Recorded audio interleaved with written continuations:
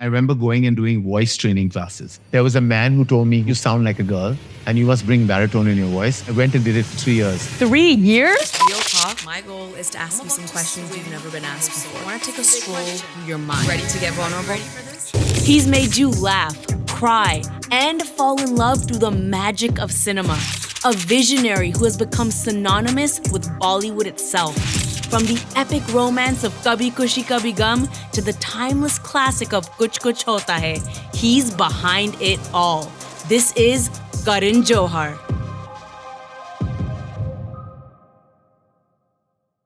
Let me set the stage for a second here, because I'm sure you realize this, but let me just add some pressure onto the situation right now, which is, I know you have 2 kids, but do you realize you've actually raised millions, if not billions of people? Like, you raised me. You were my 3rd parent, actually. Oh my God. You literally have raised millions and billions of people, because I grew up watching your films. I still watch your films now. They helped me understand the world, myself, other people. When you show something in a movie, that's how I understand so many things in my life. No pressure. Firstly, thank you. I'm kind of overwhelmed with so I reached a certain age in my life, like I'm 52 today, but now I encounter people who say I've grown up watching your movie. Initially, it was a bit annoying because they're really like a constant reminder of my mortality. Mm-hmm. And then I started actually appreciating the fact that, that maybe, just maybe, I might have influenced a couple of minds. And then now I hear it all the time, everywhere, everyone just keeps saying it. And now I feel like, yes, I kind of parented some kind of school of sort. And I'm actually kind of, I'm grateful that I was able to. That's all I have to say. I'm so happy. When you say that, it makes my heart happy. I have kind of a similar experience. I'm obviously not as famous or rich or good looking as you, but Beep, beep, beep, beep, beep, beep, beep. I will say, famous, rich, gorgeous. Stop. Okay, fine. Keep going. All right, okay. But I will say, people used to come up to me still and say, I grew up watching your videos.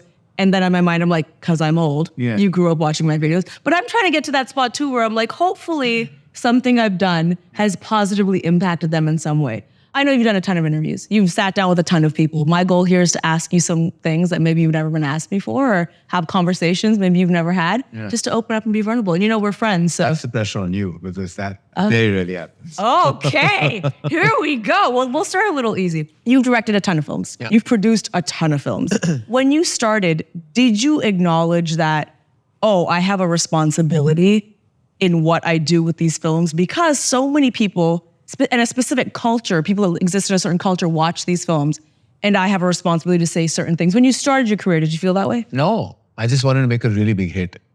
I was 24 years old when I had written Kuch Kuch Hota Hai. And I grew up, I'm a producer's son. I grew up understanding what box office business is and how our country basically, has has such a varied audience. People in cities, in small towns, in tier 2 cities are so different from the thinking in big cities. And then the divide came much later, multiplexes and single screens. But at the time that I was writing my first movie, there was just single screen. And I just wanted to make a really big hit because my father, was a very loved man, but he was also a producer that had made a series of unsuccessful films. He had produced 5 failures back to back. And we'd seen some tough times, and I just felt like I really want to make a big monstrous hit for my dad. So I wasn't thinking about contributing to society. I wasn't thinking about making a film that would make a difference, that, I would say the politically correct thing that would actually be impressionable to a large, audience. No, I just wanted to make, and not the money for material reasons, but for prestige reasons. Yeah. For my father to win back his lost morale more than anything else. That was all that was on my mind. When I look back at my first film, I'm very proud of all the love it's received, but I also questioned the gender politics, some of the communication, and some of the cringe moments that when I look at it, I'm like, what was I thinking? But I was also younger, and I was new to this game of cinema, and I was allowed to make my mistakes. Shabana Azmi actually called me and even reprimanded me, and she was like, look, I saw your film. Congratulations, it's done well. And which specific film are you talking about right now? Kuch Kuch Hota Hai. Yes. I saw your debut film. Congratulations, done very well. But I have a few questions. My first question is, Anjali, the lead protagonist, her name is Anjali. She had short hair And, he didn't like her. I don't like you. And then her hair grew and she became kind of hot and sexy. Then he loved her. And then she struggled to hold her sari. Yeah, and to hold her sari and like it flew in the air. And so she's like, what kind of, politics are you talking about? And I was like, what do you have to say? And I was like, ma'am, I'm really sorry. I wasn't thinking of any of this. This is what I grew up on. I grew up a certain fodder of Hindi cinema and I just wanted to platform that. I wasn't thinking that Rahul is not a complete green flag. And you, shut up. He's a bit confused. He's a questionable flag, really. Not a green or a red, but he was like a question mark. Because he keeps saying, we live once, we die once, we fall in love once, we get married. But he does everything twice. So there was a kind of latent, what do you say, hypocrisy? In that line, which comes from me, not Shah Rukh. It was me. I was writing those lines, and I was getting in those lines to say, but none of it. And then it was like he went for the hot girl. And then when the girl he didn't love became the hot girl, he fell in love with her. So was he vain? Was he just chasing surface good looks? All that was me writing all that. But I wasn't thinking, Lilly, I didn't know if I was doing the right thing, that I was actually feeding a certain school of thought. I really wanted to make a blockbuster. That's all I wanted. I feel like if I asked you the same question about your films today, your answer would be different. Yes. Or am I assuming that? I know it would be. Okay. I mean, who doesn't want the big mega blockbuster? But you also want to say something, right? You want to over the years, you develop into the kind of human being that you aspire to be or you are. And you had thoughts and ideologies, and somehow or the other, those should come, especially if your film is about characters living in the moment today. Mm-hmm. I feel that's what happened with Rocky Rani Ki Prem Kahani. I had so much I wanted to say, and I said it through the film, and I was happy. Though I knew that it was not the quintessential commercial syntax that, that in terms of dialogue, that, that would have worked with a larger Indian audience in living in India. A lot of people said it was too woke for some parts of the, audience base. But I just wanted to make that film. I just wanted to say those things.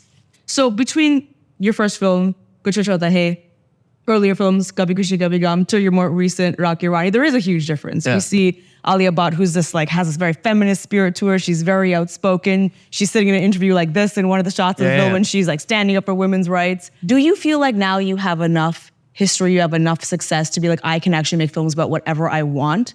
Or is there still a filter that you are using to be like, this is too far. I can't do everything I want to do?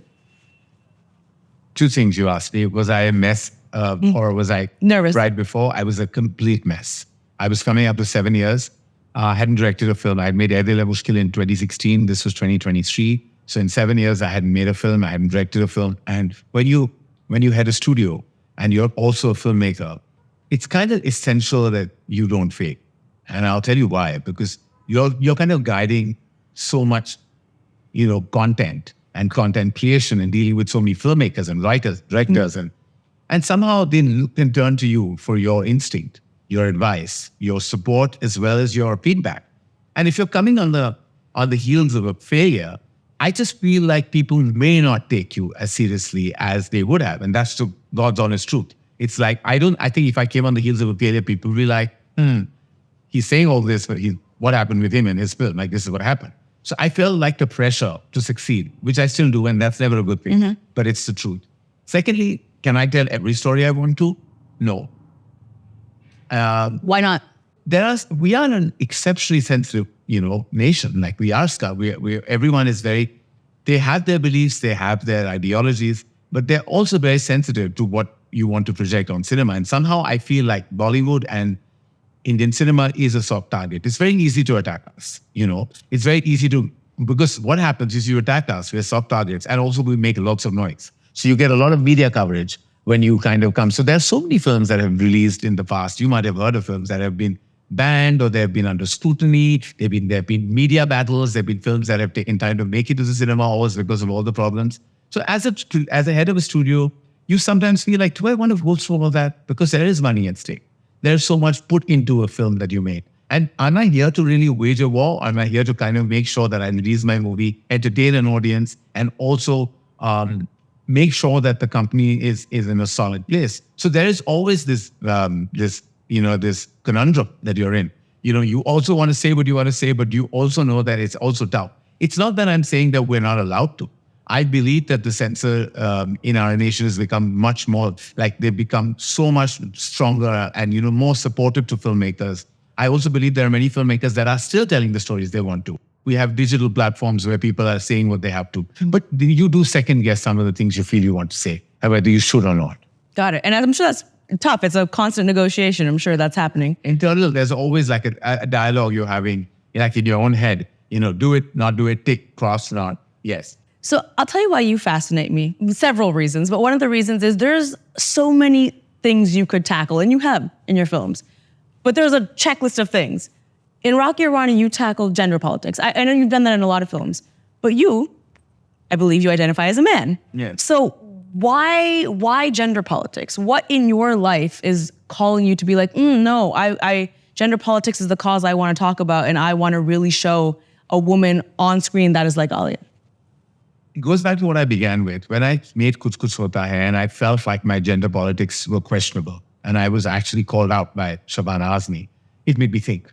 Because in my heart, in my head, in my being, I'm a born feminist. And I was like, I am that person. I'm a strong feminist. I believe in equality. I believe in the correct gender politics. So why am I not positioning that entire belief on celluloid? And that's why Rocky or Rani mattered to me, because I needed to say what I needed to say. It was a film that was not just a family drama. It wasn't just a love story. It was talking about, it was calling out patriarchy. Mm-hmm. It was referencing male entitlement. And it was also addressing cancel culture, because I also believe that that is something that needs to be addressed. Mm-hmm. All this in the garb of an entertainer is what I really wanted like the whole pie to be. I'm glad that mostly that pie was edible.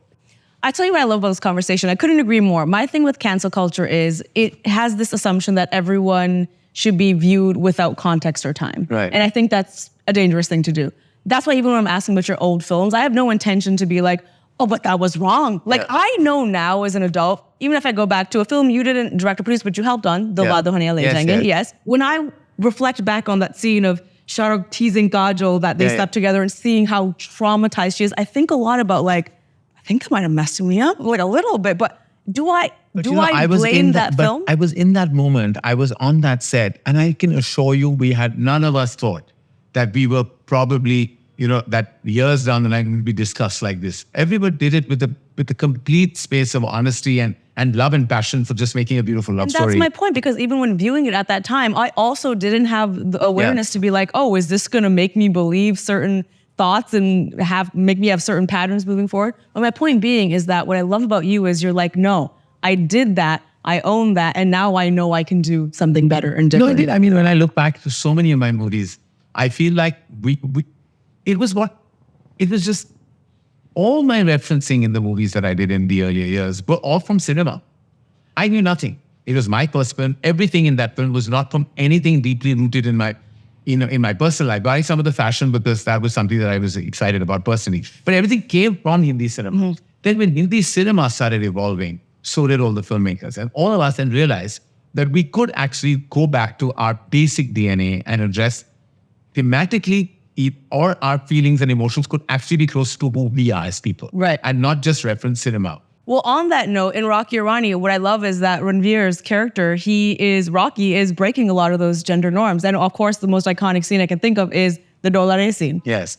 Was there any hesitation from anyone's part? I mean, I don't want you to speak on behalf of Ranveer, but was he excited about that? Was he nervous? Were you scared of how people would react? Ranveer is, I would say, the greenest flag that you will find. So he just got into the skin of Rocky Randhawa like a bona fide movie star. Like he trained for a month and a half for that Kathak sequence. He called me at one point. He said, look, I don't think I have this Kathak mode in my body, but I'm going to give it all. Shall we talk about face replacement? Because maybe we should get a trained Kathak dancer. It was never a problem that this sequence should not be there and I should not be doing this. It was, can I do it? It was always about that, but he did it. He did it fantastically. And I remember we were about 500 people on that set. And every time he and the actor Tota Roy Chaudhary, who was doing the Kathak piece with him, they're both non-dancers, not classically trained, both trained just by our choreography team. Vaibhavi Merchant, big shout out to her about how amazing she was with both of them. She's the reason they could do what they did. And though we did it in guts, but like they had the grace. And he did it. There was not a question asked. There was not a doubt in anyone's mind that like, am I coming across like a leading man of the movies by doing this? None of that. It was like, this is what we need to do. This is your vision. This is your belief. And I'm going to do it to the best of my ability. He was amazing. I want to ask one more question about this film and then we'll move on. But I'm obsessed with this film. I've talked to you about it a million times. But I think I told you the last time we hung out that I was very open in telling you that my dad, he's not the biggest Hindi cinema fan. He's generally watches two things, UFC and nature documentaries. Right. He does not give an F about anything else. Yeah. I dragged him when I flew to Toronto. I dragged him to the theater. He also doesn't like leaving his house. So this was a triple win. Dragged him to the theater. I was really nervous. As he's watching it, he's watching Alia be very outspoken. He's watching Ranveer do Kathak. He's watching Ranveer touch a bra, wash bra shopping, all this stuff. And I'm thinking, how is my dad going to respond to this? It's very different from UFC. And the movie finishes. And I look over at him and he goes, wow. And it could go one of two ways. He goes, that was a beautiful film. And till this day, I don't actually comprehend fully why that film was able to get through to him in a way where a lot of films were not. But have you heard that reaction from others, from men particularly? Yes. And I'm very, very grateful that, that there was the broad-minded men that may be walking the middle path, that may not be exceptionally patriarchal in their mindset or completely regressive in their approach to life. But the ones that even were moderate thinkers, that understood that what the film was really trying to say. And also calling you out about little things that you kind of have. The thing is, you're so used to the women in the house doing certain things that they have to give you those hot rotis because that's what you think they should do. But there are those men who then felt I had a couple of men came up to me and said, it's been since our parents and grandparents, our wives and sisters and daughters have actually served us while we've been sitting on dining tables. And he says, now when that is happening, it's given me a sense of guilt. Like I feel guilty. And not one, but a couple of men that came and said this to me. And they said that now we feel like we have to go to the kitchen and kind of help out and make sure that we all eat together as a family. Because you will be surprised, and even today, in so many homes, there is still this culture that the men are seated and the women have to do the serving and the cooking. It makes me really feel terrible that this still happens, but it does happen. And I'm surprised that it is continuing to happen. But I'm also grateful that if I praised it in a one moment of the film, that if it could change a few people's mindsets, then I feel my job as a filmmaker is done. I'm going to ask a question. It's a big question. It's a hard question, but I feel like you're the perfect person to ask, which is clearly through this conversation, it's evident that cinema, art, storytelling does impact culture. Yeah. It does change people's lives. It changes how they treat other people, how they treat themselves. Now, I love so many things about India, and I love so many things about Indian culture. One of the things I struggle with a little bit is the treatment of girls and women. What do you think has to happen in terms of storytelling for that to change? And do you think it's possible? It has to start with how you raise your sons. It has to start at home. Everything happens at home. It's strange, but there's a cycle. There's just a cycle, and it's like generational trauma. It doesn't end. You have to start raising your boys to respect the women. You have to, when I had twins, when I had a boy and girl, I had to kind of literally inculcate that train of thought in the raising of these twins, where you cannot tell my son that don't cry like a girl. You have to stop saying things like this. Or you cannot say, oh, why are you running? Why are you wearing shorts? Like, oh, are you a boy? No, you start making these divides at home. You start making the men and the boys feel entitled and the girls not. You've got to empower your women from the time, and your girls and your daughters from the time they're born. And you have to tell the boys that they're not special because they're a boy and that they're going to be growing up. Nothing is special about them. You are special if you're a good person. There's nothing special about being raised as a boy or a man, nothing special. And there's a lot of beauty in being a woman and a daughter and a girl and a wife. And you have to start, the training has to begin right from the time the child is born. The problem is that the women at home, the mothers, have been raised by fathers and their mothers who have put this ideology in their head. And as I said, it's generational. Somewhere you have to stop that cycle. It has to start about how you raise your child. The moment you raise your boys right, they will go the right way. If you make them feel privileged and entitled for their gender, that's where the first mistake happens. Then they feel everything they do in life is their right. Their privilege comes from their upbringing. You have to stop and block that upbringing trauma. 100% agree. I also said that you helped raise me. So if we're talking about raising, specifically with stories though, in the films, I mean, what in your ideal world, where would you want Hindi cinema to continue to evolve to a place to help this problem? Well, I feel like if we can just get our politics right. And I'm not saying please always entertain. Always. Cinema is meant for like large scale entertainment, visual, spectacle, joy, like everything you're meant to feel in a cinema. But you can do it without just the wrong politics. Like you can do all of this. You can entertain a humongous audience across the nation by just not propagating, positioning and platforming incorrect gender politics or incorrect social norms, incorrect ways of being. We don't need to do any of this. It's very simple. It's just the basics have to be followed. And unfortunately, there is no censorship in the world that can help you. It has to be self-censorship. And the moment, I'm not saying an audience will still kind of, a film that doesn't have the right communication may still be a blockbuster, but is that eventually a good thing? I'm not so sure. In terms of gender politics and gender progress, do you recall a moment recently where you've been surprised or impressed, whether through in your personal life or through cinema, where you're like, this is something that I'm really happy to see that I didn't think I would see? Every single day when I see women achieving, I think in India specifically, I feel like it's a small victory for the gender. You know, when I see a film called Stree, which is going to be the biggest hit of this decade, Stree translates as woman. I mean, and that's now, of course, the men have a lot to do in that film, but like it's led by even women. Like when Alia actually did Gangubai, that to me was a big victory in cinema. And I'll tell you why. She led that film. And that film with that character was completely like driven by her performance, and it opened to larger numbers than many leading men who are movie stars. And it opened humongously. And I was like, you know what? This is a big sign for not just her stardom, but also for communication that women can lead a movie. And today when we talk about like, you know, men are talking about in our business about, pay parity because we get that much more from digital rights and music rights. That's why we should be paid more. But like, we're talking about a time where women's movies are opening much higher than some big movie stars who are opening to dismal box office numbers. And I'm like, there is no such thing anymore. So in cinema, every time a woman does well, it's a big victory. And that's happened a lot in the last couple of years. In your opinion, what does a successful woman look like? Describe that to me.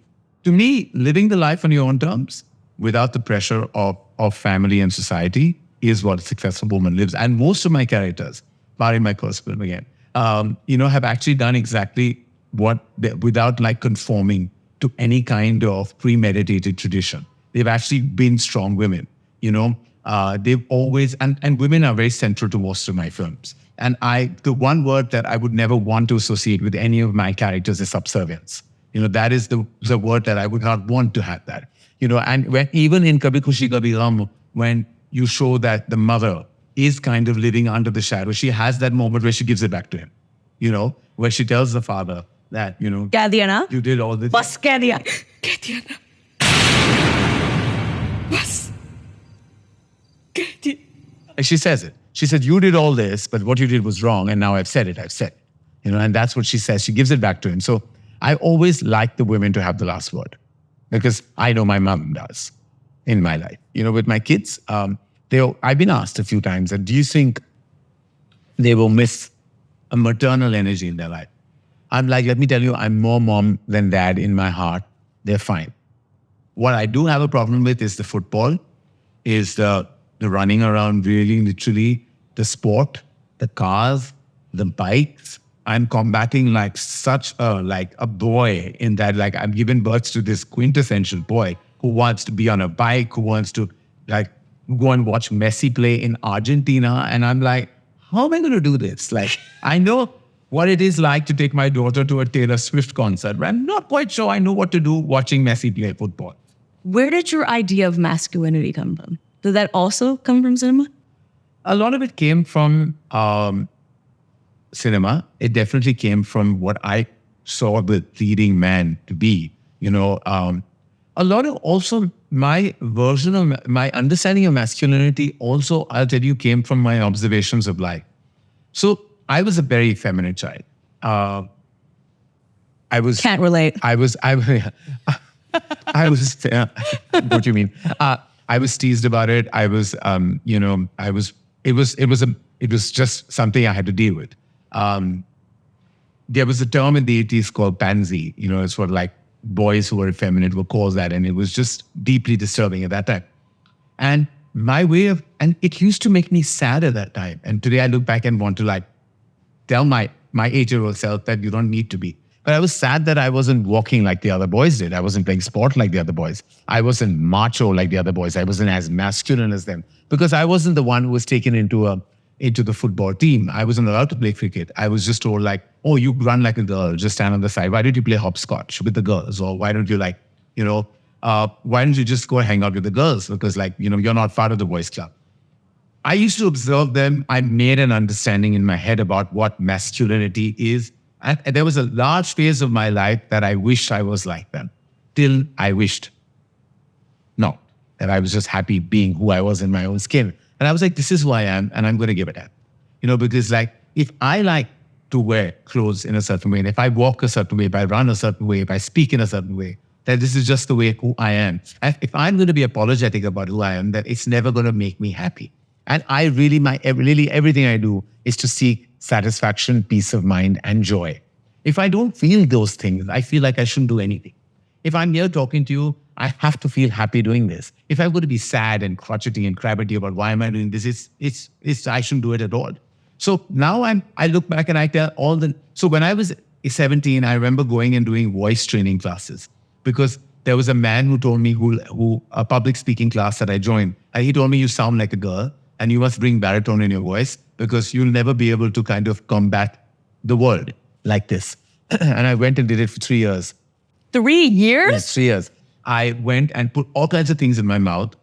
That sounds all wrong, but it meant like steal things and going and ooh and just kind of gargling every night about trying to kind of just do everything so that I could sound like a man. And this is a true story. I did it and I told my dad I was in a computer class because he gave me the money for this class, but he thought I was going and learning computers. Till the office got this big computer and he said, my son has been learning computers for 3 years. Like he knows everything. And I looked at it like it was E.T., like an alien, like sitting in front of me. And I was like, no, I actually don't know this. I've learned some other. And I just kind of got and he said 3 years. And he told me in his Punjabi way, ki 3 saal kiya kya hai? Like, what have you done for 3 years? You don't know how to operate this computer. I bought it because I said, my son has been learning computer for 3 years. But I was actually training to sound like a man. And somehow I think my voice texture did change. Then not only that, this gentleman and his wife who were training me, they also started helping me walk. And kind of keep my hands, because my hands used to flop and I used to run funny. And they kept saying, live your life in a box. So everything should be like this, don't put, and this all happened for 3 years. And somehow I did change. There was a mild baritone that came in and it still exists in the way I speak. There is this artificial baritone that has remained. I would be grateful for the time he gave me and the passion he had to kind of make me a version of myself. But would I tell my son today to do this? Not at all. If my son was effeminate, if he spoke in a certain way, I would be like, you be happy, you be you. But that understanding really I have today. I did not have it then. I grew up in the 80s. It was tough. Wow. I went through this when I was in 1991 to 1993. I did all of this just to belong, to fit in, to be part of a certain concept of masculinity that you believed was the right thing to be because you felt you were small, you felt you were lesser, you felt you were incorrect. And nobody was there to tell you any of this. Nobody was there to correct your own thoughts. Right. Nobody told me anything that I was doing was wrong. When I confided in a few friends of mine that I was doing, they were like, oh, great, that's good. So glad you're doing it. But they didn't know better. I'm not saying they were wrong. They just didn't know better. Right, They were all part of a society that believed that you have to conform to certain stereotypes and be that person. You obviously are so confident and you obviously are very accepting of who you are. But in the back of your head, is there ever a voice that's like, but what if, and is this going to impact my film? And is this going to impact these people? Or is it just complete, that voice is gone? No, I don't have. I live the life I want to. I've done exactly what I wanted to. I'm proud of who I am. I'm proud of what I represent. As a parent, as a human being, as a son, I feel like the one emotion that I never ever want to combat or never want to ever embrace is regret. And in fact, I would like to say that my life is very low on regret, but very high on desire and aspiration. And I'm just happy that that my life is turned out the way. And no, I don't question any of my decisions, my beliefs, or my identity. I hope you don't regret speaking to me. And during I hope you don't regret inviting me. Thank you so much for talking to me. And really why I brought you here is to remind you that I need to be in one of your movies. Yes. And I'm not going to let go of your hands until you understand when thank you. If you like that conversation with Karan, you're gonna love the next one, the Shreya Ghoshal. It is incredible, so stay tuned for that. And the best way to do that is make sure you subscribe, baby. Also, if you like content like this, be sure to follow Unicorn Island Fund, which is my charity, on Instagram. See you next time.